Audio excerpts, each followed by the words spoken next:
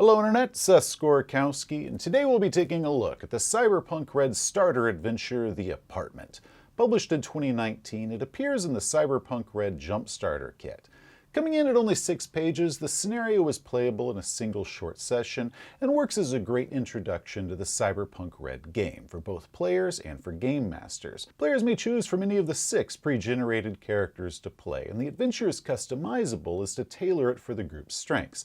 Essentially, based off of whichever characters it is that you have, game masters can choose one of 4 different finales for the scenario, giving it a lot of versatility as well as replayability. I also have my own suggestions as a game master as ways to improve the scenario and hopefully improve the fun. So what I'm going to do is offer my own tips and suggestions as a game master who has successfully run this scenario. And I'm Jack the NPC. I'm going to be giving this one to you from a player's side of things as I fight to defend my apartment building from those who want to harm it. But before we can go any further, I must warn you that there will be spoilers. So any players out there, if you ever want to experience this scenario, please stop here.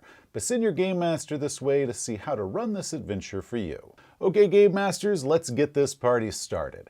The setup for the adventure is that one of the player characters, you get to decide which one, has inherited a 3-story apartment building at the edge of the combat zone, which they and all the other player characters live in. For this, we get a map, which is all you're going to need for the adventure, but I still recommend that you know what all is around the building in about a half-block radius. Now, the floor map doesn't show where the doors and windows are located, so you're going to want to decide where they are. For my game, I added the front door here and the back door here, and the windows were all here, with the door locations then denoting windows up on the 2nd and 3rd floors, but you can design this thing however you want if you don't like the way that I did it. Also, since the hack attack option mentions a fire escape, I added that along with the building here, so this is pretty much what the building looked like when we ran it. In fact, this is what the building looked like when we ran it. Once your players know what the building looks like, I suggest giving them all maps of the floor plan and let them choose which apartment units that they live in. The owner is stated to live up on the 3rd floor, but the rest of the player characters don't necessarily have to if they don't want to. Also, in order to give them a feeling of ownership of this building, go ahead and ask your players what the name of the apartment building is. Let the players decide. For our game, we decided that the building was known as The Ledge. However, the L had fallen off the sign, so now it was just known as The Edge. If one of your player characters is a netrunner, since they already live here, I suggest that you just go ahead and tell them where all the nodes are around the building. The module says that they're going to be near the elevator or near the different fire alarms. You get to decide where those are.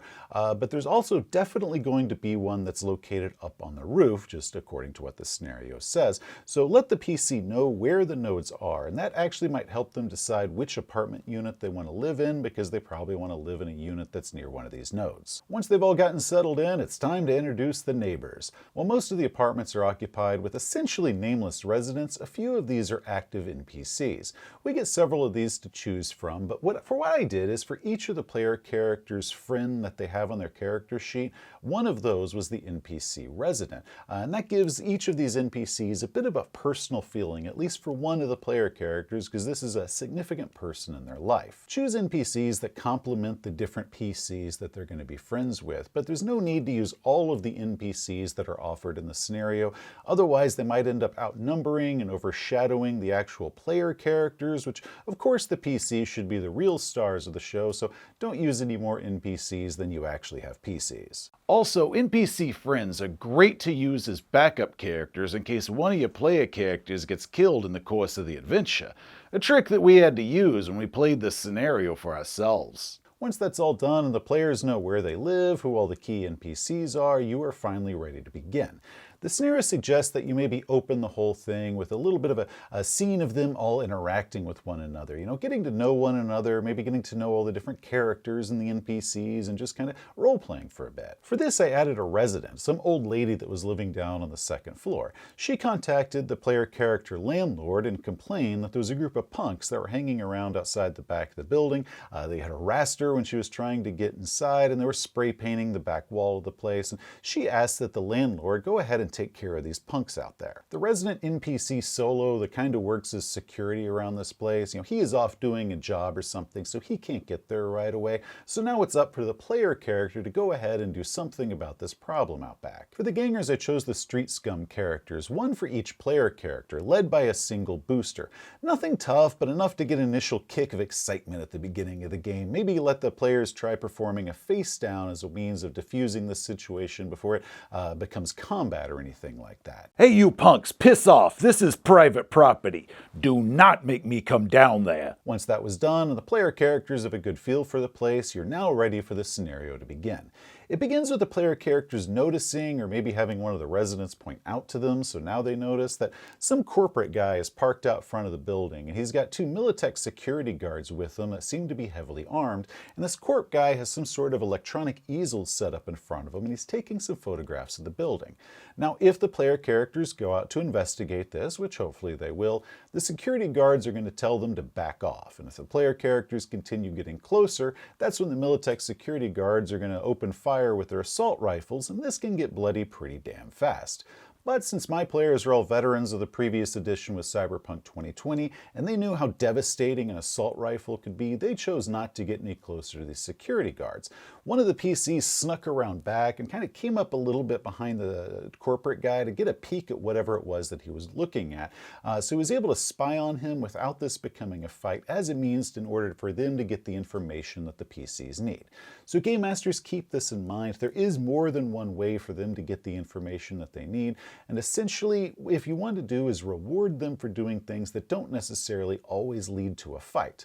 Now, the plot that they discover is that WorldSat has decided that the player character's apartment building is the perfect site for a new communications tower, and this guy is making a survey of it. The plans to demolish the building begin on this very night, and since the building's owner hasn't heard anything from WorldSat about them, maybe wanting to purchase the building or demolish the building, it can be pretty safe to assume that WorldSat isn't planning on telling anybody about this first. Now, if the player characters don't investigate this any further and they don't discover what WorldSat's plans are, then the next part of the scenario is going to come as a complete surprise to them. So that evening, the city net in a half-mile radius around the building goes completely out, as do all phones and all radios, meaning that all communication has been completely cut off. Now, all the residents of this area, knowing that this is definitely a bad thing, they're going to go into hiding, or at least most people are going to go into hiding, but not all of them. You might even add some looting that's going on in the neighborhood, so the player characters might hear some alarms and smashing windows, maybe even see the flickering light of a torched car down the street. It's at this point that WorldSat is going to begin one of the 4 possible attacks that they can do, so Game Masters, choose which attack works best for your group. One of them has different fire alarms break out, and a group of bogus firemen come rushing inside the building. They're trying to get all the people out of here, and they place these different devices around the building. They're emitting smoke in order to kind of sell this lie. Now, these devices are also bombs, so the player characters are going to have to fight these bogus firemen that are actually security personnel, find these bombs, deactivate them, hopefully in time before the building comes crashing down around them. Now, another involves a betrayal by the NPC companions that the player characters have, where they betray the PCs in order to benefit themselves or because they're being blackmailed. And I really do like that one because betrayal and backstabbing should be a part of the Cyberpunk universe, so I did like that one. However, I didn't use either of those 2 options. For my game, I used the other 2. The whole thing began with a phone call, which should initially be kind of weird because none of the phones are working in the area. However, the landlord gets a call on their phone, and there's this person on the other end of the line saying that they don't want this to escalate to anything bloody, so they want to offer 100,000 euro bucks to buy the building that night. 100,000 euro for this prime piece of real estate? You know what? Moving is such a pain in the ass. Why don't you make it 200,000 and then you got a deal? Now your players are probably going to negotiate this. In fact, it'd be surprising if they don't try to negotiate this any. Go ahead and let your PCs negotiate this. It's not like WorldSat's actually planning on paying whatever amount it is, but go ahead and try to keep it believable as how the negotiations go, as if WorldSat's actually serious that they want to buy the building. So don't offer them, several million euro bucks because that's unreasonable, but if they try to negotiate it, go ahead and play a along, kind of make them believe that maybe this is a legitimate deal. And then once the PC basically goes up to the front window to look out and see this briefcase worth of money that there's promised to being out there, that's when the sniper is going to take their shot and the kill squads are going to come rushing in through the bottom floor. This scene was a fun combat for us, though it is the reason why in my review that I gave of the Jumpstart kit, I mentioned that I wish they had given some rules for cover, because with the sniper there, we were trying to incorporate some sort of rules for trying to duck down and get cover while still trying to peek and see where he was or return fire. Also, feel free to increase the number of bad guys that are in this scene, depending on how many people are in your group. Essentially, if you've got, 2 to 3 or 2 to 4 characters, maybe just use the number that are suggested in the module. But if you've got 4 to 6 player characters, maybe you can go ahead and increase that by 1 or 2. You don't want to make it overwhelming, you don't want to make it too difficult for them to win, but you definitely want to make it challenging for them. Also, don't be afraid to kill any of the NPC companions for dramatic effect, or if some of the nameless residents get caught up in the crossfire. At one point during our adventure, bullets just started peppering out of one of the doors because the resident inside panicked and he just started blind firing through it. Now, Game Masters can have WorldSat give up after the first failed attempt, meaning that this could be an extremely short scenario. The whole thing might be playable in just 2 hours. But for my game, I decided that WorldSat was going to go 2 attempts, which means that the next one they tried was the hacking attack. While the module doesn't mention it, I say that you go ahead and give your player characters a chance of hearing the helicopter as it's approaching the building, or a chance of hearing the different boots landing on the roof as this different squad arrives. Now, when they came in, I also added 2 more security personnel that came storming in through the bottom, so that might distract the PCs from even noticing the boots landing on the roof, but that was just moments before the helicopter, so essentially what happened is they got pinched from both sides at once. Now, the hack scenario is the reason that I suggest letting your netrunner know up front where the different nodes are, especially the rooftop node, because that's the one that the hacker is going to be using. And also let them know about the fire escape, because the fire escape is where the netrunner is going to try to escape once things start not going her way. This was also the scene where we lost a player character as the netrunner was killed by a Hellhound program.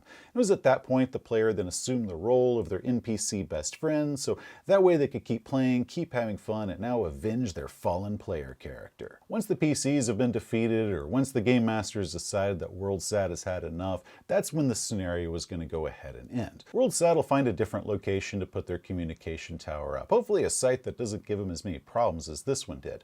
But they might still hold a grudge against the player characters going forward, which might lead to some future adventure hooks or some future complications, depending on if you keep this game going. Overall, we had a lot of fun with this scenario. It did serve as a good stepping stone for us in order to kind of walk us through the basics of Cyberpunk Red versus the other editions that we were used to.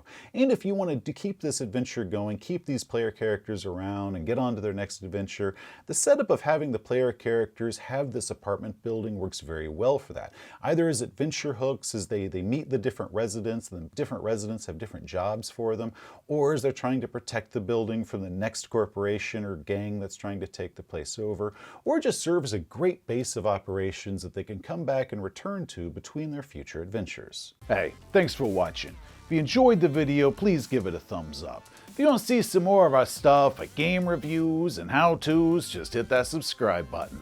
Till next time, Choombas, you have a great day. You know, I decided that running an apartment complex by myself was a huge pain in the ass, so I went ahead and hired a leasing agency that could handle all that stuff for me. Yeah, there was only one that operates around the combat zone, Scott something or another. But let me tell you, those guys get results. Nobody messes with that building now, and those tenants, yeah, they pay on time.